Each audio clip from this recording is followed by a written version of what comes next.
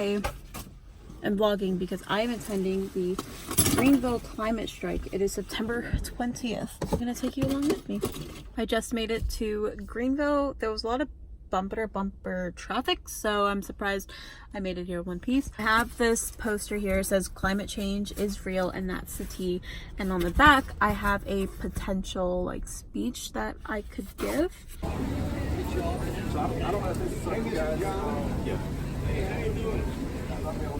Sites around the world. We're covering 50 states in the U.S. and 150 countries globally.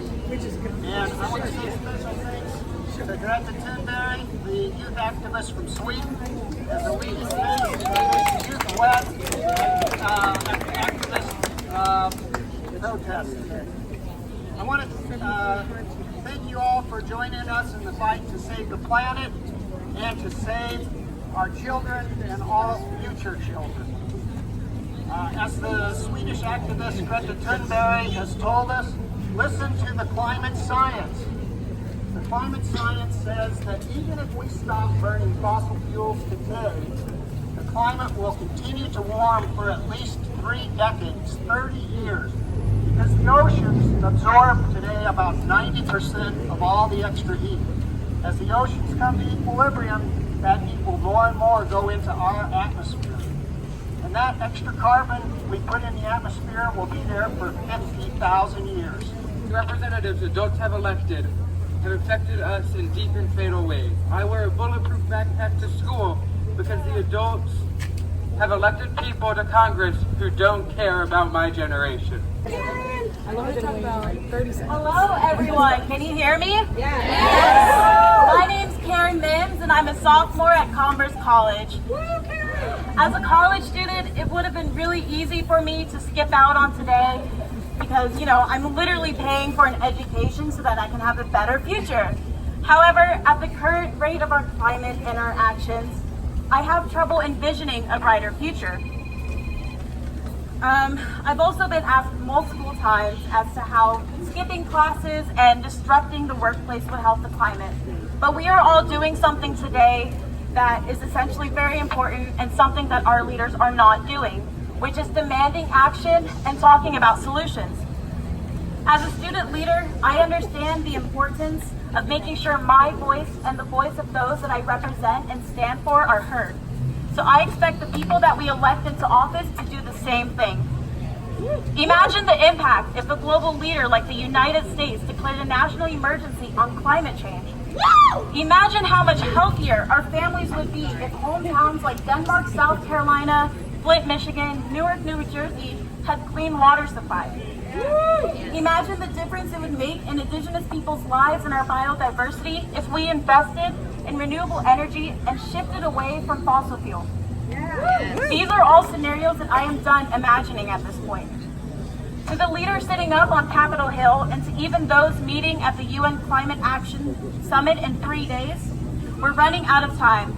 And I and millions of other people will continue to strike for you and to strike for other generations to come. And to my fellow peers and to the young people joining in on this historical movement today, thank you for having the courage and leadership that our leaders don't have. I expect those of us of age to turn out to vote in every single election at the local, state, and national level. Anymore. And I will leave you all with this on this note.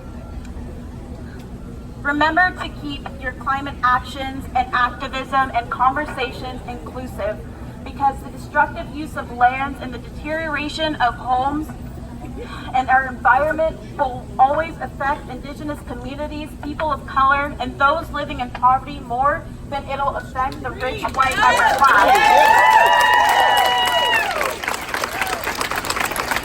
There is still plenty of work to be done, but thank you all for being here today for demanding action.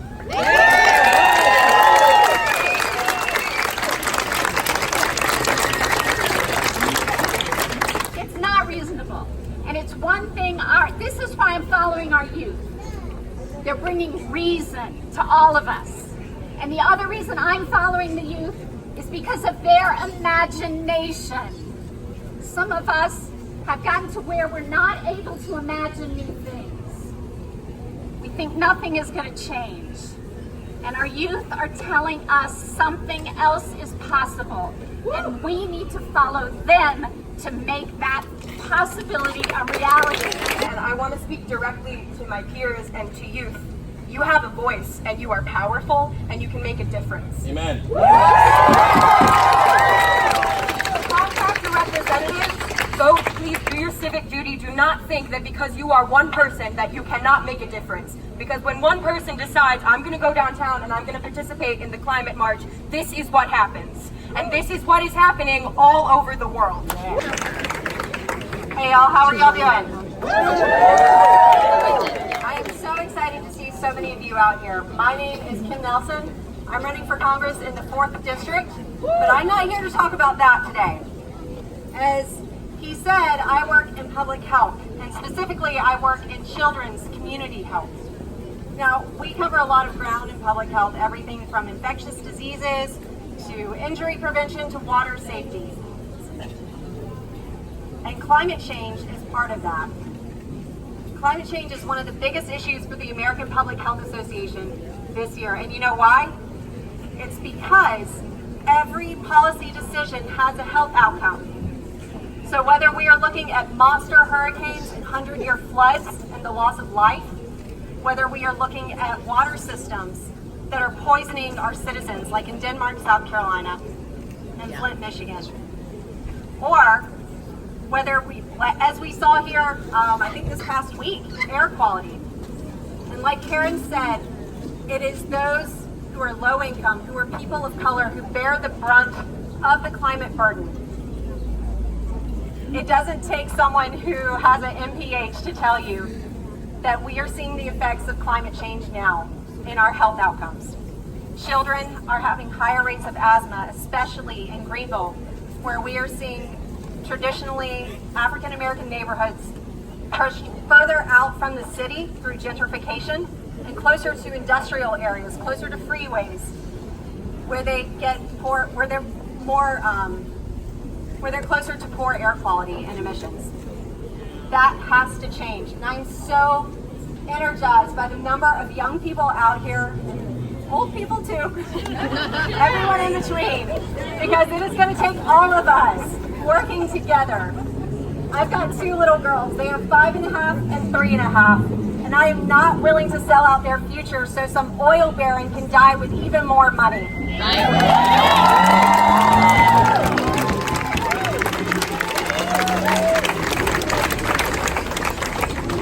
We cannot stress this enough though. We are bigger than any one person, but that means that we all have to work together for this. If you are not registered to vote, find someone who is out here registering people.